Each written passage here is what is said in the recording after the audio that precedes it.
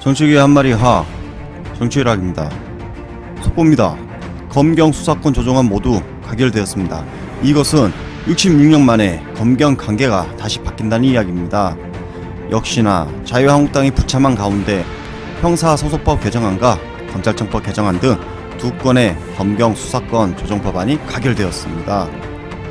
166명 중 찬성 164명, 반대 1명, 기권 1명. 뭐요?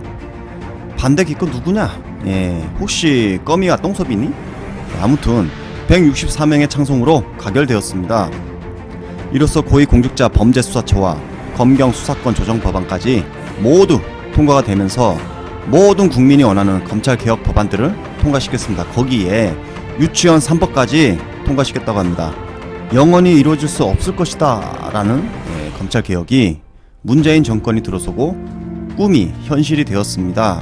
어떻게 이런 일이 일어날 수가 있었을까요? 문재인 정권의 대선 공약 1호가 바로 여러분 검찰개혁이었습니다. 그래서 검찰개혁을 할 수 있는 방법을 지금까지 찾았던 거고 바로 법을 개정해야 한다는 결론에 치닫게 되었던 거죠.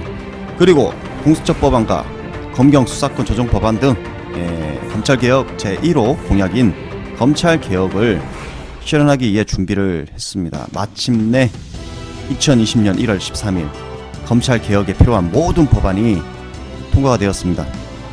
문재인 대통령께서는 1호 공약이었던 검찰개혁을 무조건 지키겠다는 굳은 결심이 보였습니다. 조국이 해냈다. 우리가 조국이다. 결국 문재인 대통령께서 검찰개혁을 강하게 밀고 나갈 수 있었던 원동력의 힘은 바로 우리 국민으로부터 나왔다. 이 말이 맞는 것 같습니다. 그렇다면 우리 표창원 의원님께서 검경 수사권 조정안을 제출했던 이유 한번 들려주시기 바랍니다. 오늘 법제사법위원회에서 형사소송법 일부 개정 법률안과 검찰청법 일부 개정 법률안에 대해서 설명드리게 된 것을 영광으로 생각하며 매우 뜻깊게 생각을 합니다. 모든 의원님들께서 잘 알고 계시고 또 동의하시듯이 지금 우리 국민들께서는 검찰 개혁을 가장 중요한 국가 과제로 삼고 계십니다. 그 이면에는 물론 대한민국 최고의 엘리트인 검사들이 우리 사회 정의 구현을 위해서 최선의 노력을 다했음에도 불구하고 그동안 첫째, 살아있는 권력에는 약하고 죽은 권력에는 지나치게 강한 모습을 보여왔기 때문이며 두 번째, 재벌이나 돈이나 힘이 있는 자들에게는 유연하고 힘없고 약한 서민 범죄자들에게는 지나치게 강한 모습을 보여왔으며 세 번째, 제 식구 감싸기라는 오명을 들었듯이 유독 전현직 검사와 관련된 사건에 있어서만큼은 검찰이 약한 모습을 보여왔기 때문입니다. 아울러 일선 현장에서 발생하는 수많은 민생 범죄 사건에 있어서도 검찰과 관련되었거나 전관 변호사들이 담당하는 사건에 있어서만큼은 구속이나 또는 형사처분에 있어서 부당한 그런 이익을 받아왔다는 의심을 사고 있기 때문이라고 생각합니다. 그 이면에는 우리 모두가 다 잘 알고 있다시피 검찰에 집중된 권한이 도사리고 있습니다.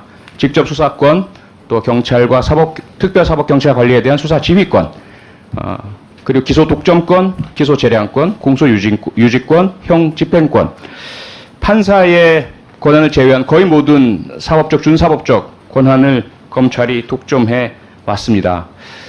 그로 인해서 대한민국의 사법정의가 무너졌다라는 한탄을 받고 있습니다. 대한민국 국민의 73.8%는 대한민국이 공정하지 않다라고 답하고 있습니다. 이제 국회가 그리고 법제사법위원회가 국민들의 이 절절한 요구에 응해야 할 때라고 저는 생각을 합니다. 견제받지 않는 권력은 반드시 부패한다. 저는 이 금원에 검찰개혁의 본질이 들어있다고 생각합니다. 본 의원은 그동안 범죄 수사와 그에 관한 제도들을 연구하는 일에 혼신의 힘을 기울여 왔습니다. 그 결과를 토대로 이번 형사소송법 및 검찰청법 일부 개정 법률안을 발의하였습니다. 경찰이 범죄 수사를 담당하고 검사가 영장 청구권과 기소권으로 경찰의 수사상 권한 남용을 견제하며 인신 구속을 수사기관이 아닌 법관이 주관하도록 하는 내용을 골자로 하고 있습니다. 이로써 피의자와 피고인의 방어권을 보장하고 검찰과 경찰이 상호 견제할 수 있도록 하고자 합니다. 존경하는 위원 여러분, 수사와 기소의 분리야말로 검찰개혁의 핵심입니다.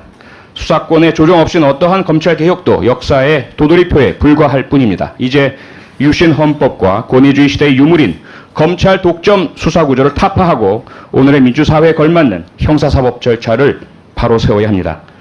국민들은 수사권을 단순히 가감하는 수준의 논의가 아니라 여러 국가와 기관들이 견제와 균형을 이룸으로써 어느 누구도 제 마음대로 좌지우지할 수 없는 공정한 시스템을 기대하고 있습니다.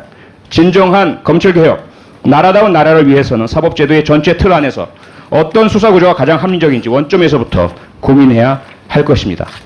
지난 대선에서 모든 정당의 대통령 후보들은 검찰개혁, 특히 검찰과 경찰 간의 수사구조 개혁을 약속했습니다. 이제 그 약속을 이행할 때이며 아마도 제가 제출한 법률안 이외에도 검찰과 경찰 간의 수사구조의 분정과 균형 또 개혁을 요구하는 법안들이 제출되고 있는 것으로 알고 있습니다. 부디 이번 기회에 우리 국민들이 요구하시는 검찰의 개혁, 수사구조의 개혁 이루어주기를 희망하며 부탁드리고자 합니다. 다시 한번 여러분의 경청에 감사드리며 제 제안 설명을 마치도록 하겠습니다. 고맙습니다. 잘 들으셨습니까? 결국 강자들의 소유물 중에는 검찰도 있었습니다. 검찰 개혁에 대한 중요성을 일깨워 주신 것 같습니다. 결국 무소불위 권력은 바로 수사권에서 나왔다라는 말이 맞는 것 같습니다.